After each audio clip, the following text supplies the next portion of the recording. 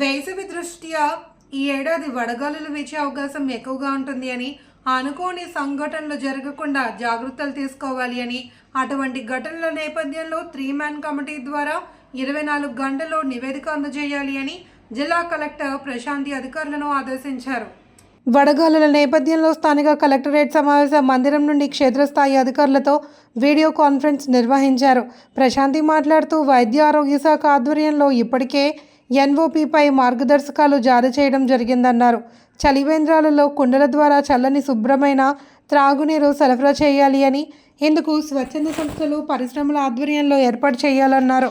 ప్రభుత్వ ప్రైవేట్ పాఠశాలలు అంగన్వాడీ కేంద్రాలకు ఒంటిపూట బడులు నిర్వహించాలి అని, నిబంధనలు ఉల్లంఘిస్తూ తరగతులు నిర్వహించే వారి విషయంలో ఉపేక్షించే ప్రసక్తే లేదని కలెక్టర్ పి ప్రశాంతి స్పష్టం చేశారు. ఇందుకు సంబంధించి తనిఖీలు నిర్వహించి తగిన చర్యలు తీసుకోవాలి అని ఆదేశించారు. వడగాలుల తీవ్రత దృష్ట్యా చేయదగినవి చేయకూడనివి పై గ్రామాల్లో వార్డుల్లో ప్రచారం చేయాలన్నారు.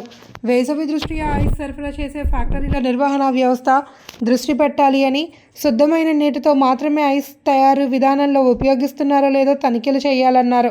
KRCC special deputy collector S Bhaskar Reddy, జిల్లా అధికారులు BV Giri, V Santhamani, S Vasudevareddy, Veenadevi, K Vijayakumari, N Vasundhara, R Suresh తదితరులు పాల్గొన్నారు.